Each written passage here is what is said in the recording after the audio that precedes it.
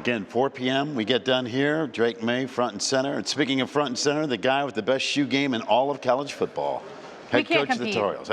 Always good. Mack Brown, how we doing? I'm doing great. Having fun, excited about the season. We're all excited about all access with the ACC network because football players have helmets on. Right. You don't get to see them. We see them. We know them as kids. We know them as people.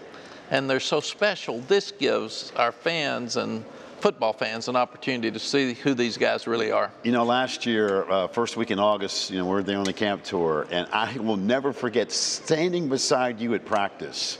And you didn't know who none of us knew who the starter was going to be. You guys might have.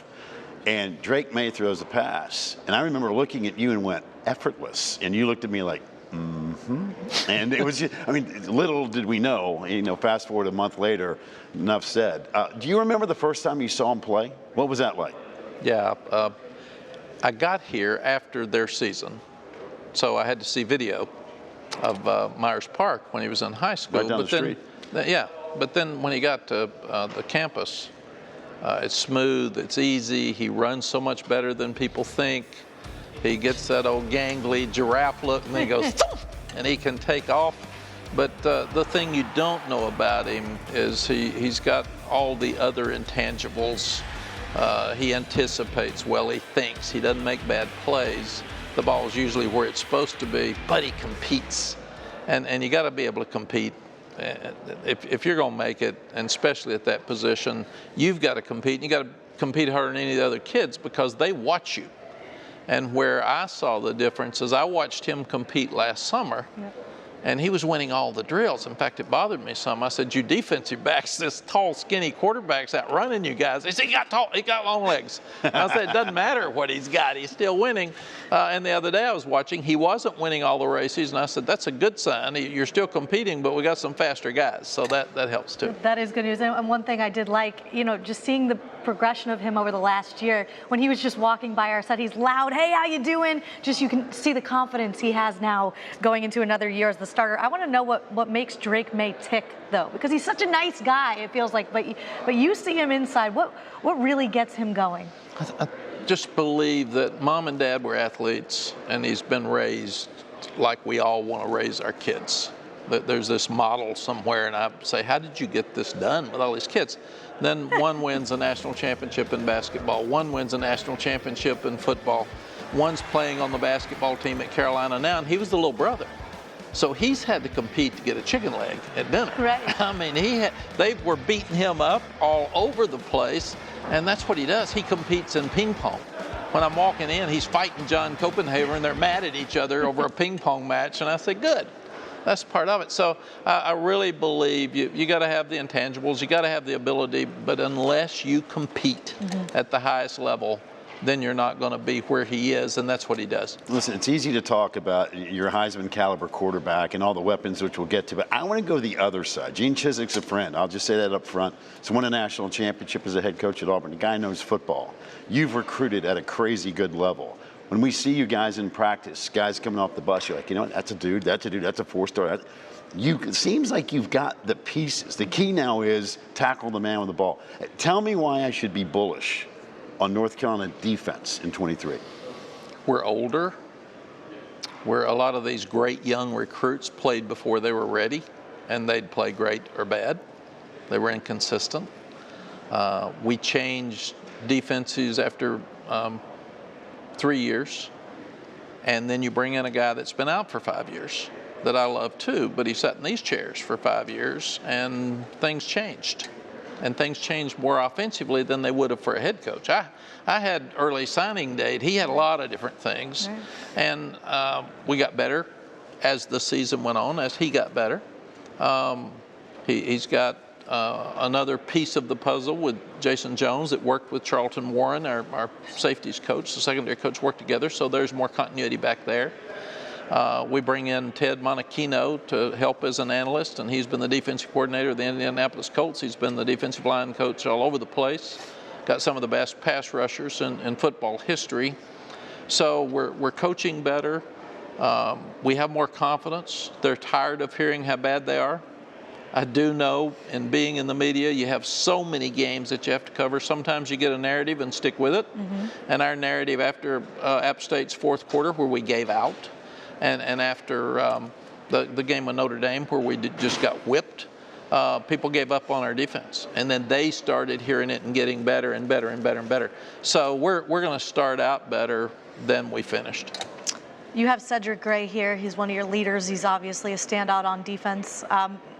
How much are you relying on him and guys like him and Power Eccles to really take that responsibility and rely on them as players, saying, hey, you go be the coaches over there. I want you to lead by example. Yeah, one of the greatest things about having older kids is they are more responsible. Player-led teams are better than coach-led teams. Coach-led teams are average because we can't be out there on the key plays. Player-led teams make a difference. And Ced turned down money in the NFL to come back. And that's a great sign. He wants to come back. He wants to lead. I just heard him say, I want to win a conference championship. I want to be in the playoffs. I haven't done that for my 3 years. And very few kids are turning down money now to come back and play college football with the risk of getting hurt and all the things we know. And that's what makes him so special. Coach, you were just talking about changing the narrative to people watching, and you mentioned a team. I'm going to talk about the league a second. I think North Carolina, given the schedule, you mentioned it in your press conference a little bit, coming out of the gate, South Carolina, App State, Minnesota, bam, bam, bam. Before we even get to a conference game, North Carolina and the conference has a chance to change the narrative. We've talked about this, it seems like every year I've been on the ACC network. The conference has done a great job in terms of schools scheduling. Now it's time to start beating people outside the footprint. Yeah, absolutely. You can only talk so much. You got to show me, man. And that's what I've told our team. Let's quit talking and start showing people. And if you get tired of somebody saying you're not tough, be tough. Be tough. Be in tough games. And that's what our league's got to do. Our league's got to step up, and we got to start. We got to start winning some national games, and we got to start winning out-of-conference games to show that our conference is as good as anybody in the country. And just to follow up, I sense that when the schedule came out, I know you made some comments about it, but it was also a wake-up call to your football team. And guess what? Every practice in spring, what you do in the summer drills, what's getting ready to happen in the fall camp, you cannot take a day off with what you've got in September. No, I told them it's the toughest schedule that I've ever been involved with, and that's fine. It's what it is. It's not changing. So let's don't gripe about it. Let's go play it.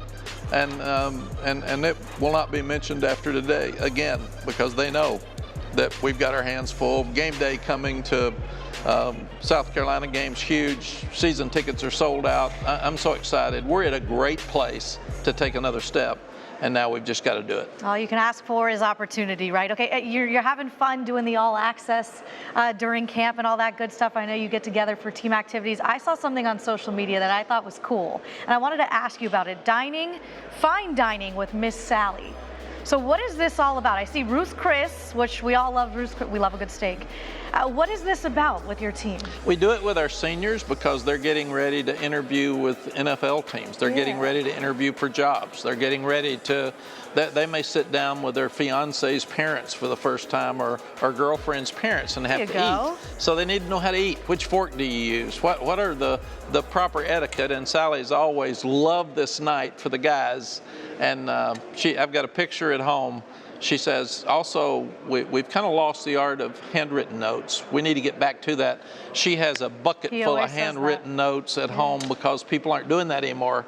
And it's something I've always prided myself in. And she told the guys to do it, and they're doing it, and she loves it. I love to hear that, because that is old school, and you've sent me a bunch of them over these. In fact, we were just talking about it during the break. But I was so glad that you brought that up. To me, I've always respected your opinion on the big picture of college football. Tampering continues to be an issue. Do you get a sense it's getting better, or is it getting worse from what you hear from other coaches? I don't think it could get any worse, Mark. It was awful the first 2 years because people were just absolutely paying cash to get guys off your team. And that's not what we're doing. You don't need to recruit a guy and then have to recruit him twice. I'm having to say in recruiting, let's recruit guys that when they play really good, they're not going to leave us.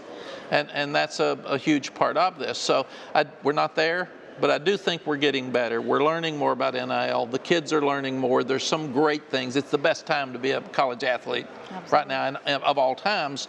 Now what we've got to do is put some guidelines in and get a consistent standard across the country so it won't hurt our sport. Right now we've got about 16 teams that are getting better players than everybody else. We need it to go back to where there is some equity in recruiting across the board. Well, it's great having you here in Charlotte. Can't wait to see you when you're back in Charlotte against South Carolina. It should be a tremendous game, and getting best shoe deal going right there, my man. I'm telling you, you're looking always sharp. Always. Thank you, and we see you all the 24th, That's I think, it. in see Chapel you. Hill, We'll so see that'll you. be fun as well. You got always a pleasure. Thank Thanks, you. Coach. Thank you both.